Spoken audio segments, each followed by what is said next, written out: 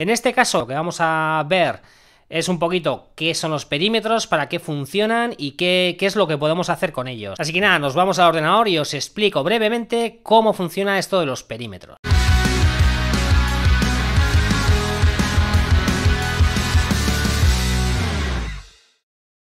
Bueno, pues ya tengo aquí cargado un Moai que he puesto aquí, pues bueno, de ejemplo, para que nos sirva a modo de ejemplo. Y vamos a ver qué es esto de los perímetros. Bueno, lo primero, como estamos haciendo en todas las secciones, os voy a dar unos consejos de qué parámetros es bueno que saquemos. Le vamos a dar para ello aquí. Hay varias formas de poder indicar los perímetros. Una es indicando el número de perímetros con números 1, 2, 3, 4, y otra forma es indicando grosores. Para ello nos vamos a ir aquí a la sección de perímetro y vamos a desplegar. Directamente vais a sacar los que yo tengo puestos por aquí, que son grosor de pared, recuento de líneas de pared, grosor superior, capas superiores, grosor inferior, capas inferiores, y luego los dos patrones, tanto el superior como el de la capa inicial. Una vez que tengáis esto, le damos aquí a cerrar y vamos a empezar a ver un poquito qué es esto del perímetro. Bueno, vamos a laminar esto, lo preparamos, le voy a dar a una vista previa y en la visualización, si yo me pongo por la parte de arriba, ya sabéis que aquí abajo tenéis visualización, le doy por ejemplo así, y vamos a ver, para que podáis ver qué es esto del perímetro. Bueno, aquí si veis tenemos un perímetro rojo y luego dos verdes interiores. En realidad, lo primero, el primer concepto que os tenéis que quedar es que lo que importa realmente, hablando de acabado, es el perímetro exterior, sería la rayita roja esta.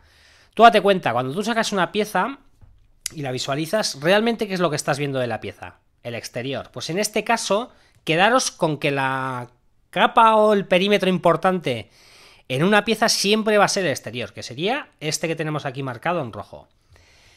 Bueno, vamos a seguir viendo qué más tenemos que tener en cuenta. Bueno, lo primero, cuando nosotros hablamos de números de perímetros, vueltas que va a dar en perímetros alrededor de la pieza, siempre lo que va a hacer es multiplicar por el valor de la boquilla. Es decir, si yo tengo una boquilla de 0,4, este perímetro rojo exterior van a ser 0,4, este perímetro interior siguiente verde va a ser otro 0,4 y el siguiente otro 0,4.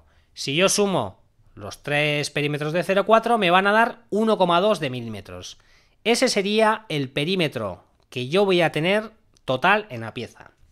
Entonces, ¿qué hay que tener en cuenta? Bueno, tenemos dos opciones, ¿veis? Yo tengo aquí grosor de pared, que es 1,2, que directamente lo tengo aquí, pero porque me lo ha calculado solo. Es decir, si yo le digo en recuento de líneas de pared 4, automáticamente este de aquí, ¿veis? Me dice, no, esto ya no lo puedes tocar, ya le has dicho 4, con lo cual yo te lo voy a calcular. Para eso también tienes aquí este botón de FX, que lo que te hace es, digamos, retomar o coger datos de los parámetros que están anclados sobre ese valor. Voy a darle aquí FX, ¿ves? Otra vez, 3. Bueno. Podéis hacerlo con recuento de líneas o podéis hacerlo con grosor de pared. En realidad da igual. Luego también es verdad que uno se acostumbra a una forma, a otros les gusta más de otra forma. Daría exactamente igual. Si queréis hacerlo también así, de esta forma, podéis hacer 1,6 y directamente aquí ya veis que me dice, veis que esto va a tener 4, ¿vale? Si yo segmento, le damos aquí y esto va a tener ahora 1, 2, 3, 4, ¿vale? 4 vueltas de 0,4 milímetros, que es el valor de la boquilla que hemos puesto, eso es lo que hace el perímetro total. Más cositas que tenemos que tener en cuenta dentro de estos parámetros. Por otro lado tenemos también las capas superiores y las capas inferiores.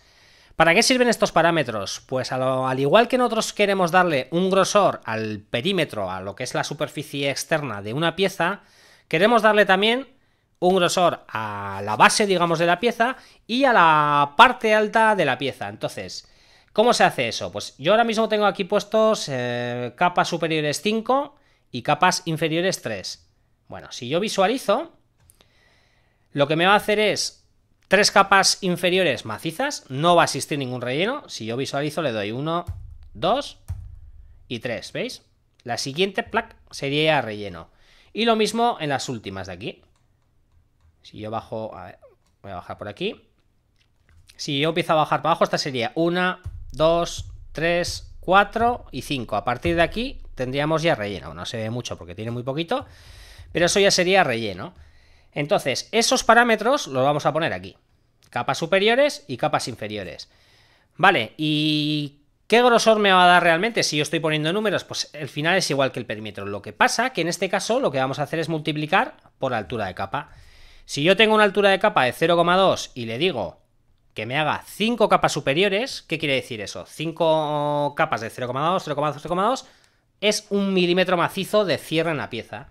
Lo mismo que si yo en la capa inferior le pongo 3 capas inferiores, van a ser 0,2, 0,2 y 0,2, 0,6 milímetros de base maciza. Es decir, no va a existir ningún relleno. ¿Cuáles son las óptimas? En cosas así normalitas yo os aconsejo que lo hagáis así. Yo suelo poner 3 o 4 en las inferiores y casi siempre 5 en las superiores. Sobre todo suelo poner más en las inferiores para cerciorarnos de que el cierre de la pieza va a ser correcto. Más cosas que tenéis aquí para poder experimentar y que creo que son importantes. Los patrones, tenemos lo mismo que tenemos las capas superiores y las inferiores, tenemos sus patrones. ¿Qué quiere decir esto? La forma en la que yo voy a poder imprimir esas capas. Lo normal y lo que yo os aconsejo es que lo dejéis con estos patrones, líneas. Pero yo que sé, igual estáis haciendo, imaginaos una pieza muy cilíndrica y os gusta que por la parte de abajo quede un poquito más curioso o algo diferente. Por ejemplo, capa inicial, yo le podría decir concéntrico. Si yo hago una capa inicial con un patrón de estas características que sería concéntrico, bajo para aquí y veis lo que hace es ir haciendo desde un interior hasta un exterior, se va como ensanchando, no hace las típicas líneas de relleno.